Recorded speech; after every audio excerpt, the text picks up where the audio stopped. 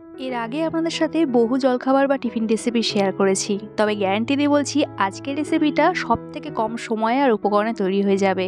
আর এই রেসিপিটা মা দিদিমাদের হাতের ভীষণই একটা স্বাস্থ্যকর চটজলদি জলখাবারের রেসিপি।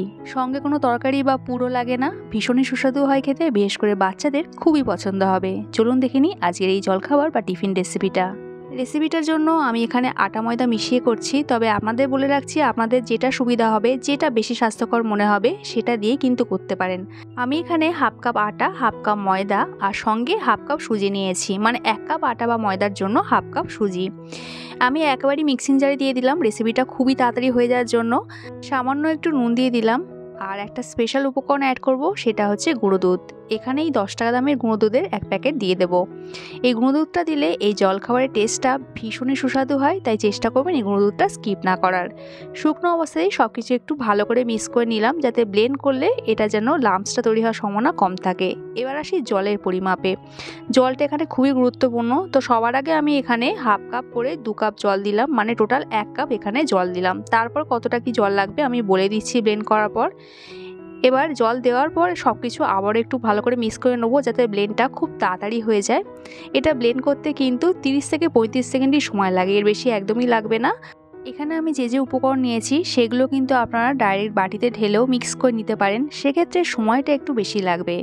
আর মিক্সার গ্রাইন্ডারে ব্লেন্ড করলে একদিকে যেমন সময়টা খুবই কম লাগবে, অপরদিকে পরিশ্রমটাও কম হবে, আর ব্যাটারটাও ভীষণই স্মুথ তৈরি হবে, কোনো রকম লাম্পস তৈরি হবে না। মিক্সিং জার ধুয়ে সামান্য একটু জল অ্যাড করলাম। এরপর এখানে দিয়ে দেবো 3 চামচ গুঁড়ো চিনি। আমার কাছে চিনির গুঁড়ো ছিল বলে আমি এখানে লাস্টে দিচ্ছি। যদি আপনাদের কাছে চিনির গুঁড়ো না থাকে, আপনারা যখন ওই আটা ময়দা ব্লেন্ড করবেন সেই সময় কিন্তু 3 চামচ চিনিটা দিয়ে দেবেন। আর বেশি মিষ্টি দেবেন না, এটা কিন্তু একটু হালকা হালকা মিষ্টি খেতে ভালো লাগবে। সবশেষে এখানে একটু মৌরি দিয়ে দিলাম, মৌরিটা একটু ক্রাশ করে দিয়েছি। আরও হাফ কাপ জল এখানে দিয়ে দিলাম। আগে আমি 1 কাপ জল দিয়েছি, আর এখন আরও হাফ কাপ, অর্থাৎ টোটাল 1.5 কাপ জল দিয়ে দিলাম। আর মিক্সিং জার ধুয়ে সামান্য একটু জল দিয়েছিলাম। আর এই ব্যাটারটা একটু পাতলা হবে, ব্যাটারের থিকনেসটা দেখলে আপনারা বুঝতে পারবেন কতটা পাতলা হয়েছে। আর হাতার সাহায্যে দেখিয়ে দিচ্ছি, দেখুন যে ব্যাটারের থিকনেসটা ঠিক এরকমই হয়েছে। জল কিন্তু একটু কম বেশি হতে পারে। হাতা ডোবালে ঠিক এইরকম কোট হয়ে যাবে, আর এরকম ঝরে ঝরে ওপরে ব্যাটারটা, তবে বুঝতে পারবেন যে ব্যাটারটা ঠিকঠাক হয়েছে। একটু পাতলা হবে, আগেই বলেছি। এই রেসিপিটা করার জন্য চেষ্টা করবেন একটা ননস্টিক ফ্রাইং প্যান নেওয়ার, তাহলে তেলটা একদমই কম লাগবে। সবার আগে একটু অয়েল ব্রাশ করে দিলাম ভালো করে, প্রথমবার যেহেতু এই জন্য ভালো করে দিলাম, পরের বার থেকে একবার জাস্ট করে দিলেই হবে। আর টিফিনটা তৈরি করার আগে এই ব্যাটারটা এরকম খুব ভালো করে উপর নিচ মিক্স করে নিতে হবে। ফ্রাইং প্যানটা খুব ভালো মতন গরম হয়ে গেলে তারপর গ্যাসের ফ্লেমটা একদম লোতে রেখে এখানে ব্যাটারটা দিতে হবে। আর আমি এখানে 2 হাতা করে ব্যাটারটা দিয়েছি, আর ব্যাটারটা দেওয়ার সঙ্গে সঙ্গে আস্তে আস্তে করে এরকম একটু স্প্রেড করে দিতে হবে। গ্যাসের ফ্লেমটা লোতে না থাকলে এই ব্যাটারটা কিন্তু ছড়িয়ে যাবে, তখন ঠিকঠাক শেপ দেওয়া যাবে না। কমপ্লিট এরকম স্প্রেড করে দেওয়ার পর গ্যাসের ফ্লেমটা কিন্তু একদম হাইতে করে দিতে হবে। হাই ফ্লেমেই 30 থেকে 35 সেকেন্ড রাখলেই দেখবেন সাইড থেকে এরকম ছাড়তে শুরু করে দিয়েছে, আর ওপরটা একদম ড্রাই হয়ে গেছে। এটা কিন্তু উল্টে আর ভেজে নেওয়ার কোনো দরকার নেই, এটা কিন্তু একদমই রেডি। এবার আমি স্প্যাচুলা বা খুন্তির সাহায্যে এইভাবে ফোল্ড করে করে নেব, যেমন আমরা পাটিসাপটা করি বা ডিমের পরোটা করি, সেইভাবে কিন্তু এটা রোল করে নিতে হবে। আর এই রোলটা তৈরি হয়ে যাওয়ার পর দুদিকটা একটু কয়েক সেকেন্ডের জন্য সেঁকে নেবো, যাতে দুদিকটা খুব ভালো করে সেট হয়ে যায়।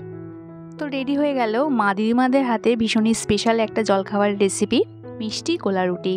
আর এই মিষ্টি গোলা রুটি বানাতে কিন্তু আমার 1 মিনিটও সময় লাগেনি, জাস্ট 35 থেকে 40 সেকেন্ড সময় লেগেছে। আরও একটা গোলা রুটি আপনাদের বানিয়ে দেখে দিচ্ছি, দেখুন এটা বানানো কিন্তু ভীষণই সোজা। শুধু দুটো জিনিস একটু মাথায় রাখবেন, যখন ব্যাটারটা দেবেন গ্যাসের ফ্লেমটা একদম লোতে রাখবেন, আর ব্যাটার দেওয়ার সঙ্গে সঙ্গে একটু স্প্রেড করে দেবেন, নাহলে কিন্তু ঠিকঠাক শেপ দেওয়া যাবে না। হাই ফ্লেম করে 30 থেকে 35 সেকেন্ডের মধ্যেই কিন্তু একটা গোলা রুটি রেডি হয়ে যাবে। আর আমি এখানে তাড়াতাড়ি হয়ে যাবে বলে এরকম একটু বড় সাইজে গোলা রুটি বানাচ্ছি, তবে আপনারা যদি একটু ছোটো সাইজে বানাতে চান সেক্ষেত্রে ব্যাটারটা 1 হাতা করে দিলেই হবে। আর এই গোলা রুটি খাওয়ার জন্য কোনো রকম তরকারি বা সবজি কোনো কিছুর প্রয়োজন পড়বে না। এটা এতই খেতে সুস্বাদু হয় যে আপনারা শুধু শুধু খেয়ে নিতে পারবেন। চায়ের সাথেও খেতে কিন্তু দুর্দান্ত লাগে। সকাল বিকেল সন্ধ্যে যে কোনো সময় যত খুশি কিন্তু খেতে পারবেন। আর আমি এখানে যে পরিমাণ আটা ময়দা সুজি নিয়েছিলাম তাতে 7টা থেকে 8টা মিষ্টি গোলা রুটি রেডি হয়ে গেছে, আরামসে কিন্তু 2 থেকে 3 জন খেয়ে নিতে পারে। আর একটা মিষ্টি গোলা রুটি আপনাদের নিয়ে দেখিয়ে দিচ্ছি, দেখুন এগুলো কতটা সুন্দর হয়েছে, যেমন নরম তুলতুলে তেমনি সুস্বাদু। বাচ্চা হোক কিংবা বড় সকলেই কিন্তু ভীষণ পছন্দ করবে এই মিষ্টি গোলা রুটিটা। আমার আজকের এই মিষ্টি গোলা রুটির রেসিপিটা যদি ভালো লাগে একটা লাইক কমেন্ট করা রইল। দেখা হচ্ছে আবার এক নতুন রেসিপির সাথে। সবাই সুস্থ থাকবেন, ভালো থাকবেন।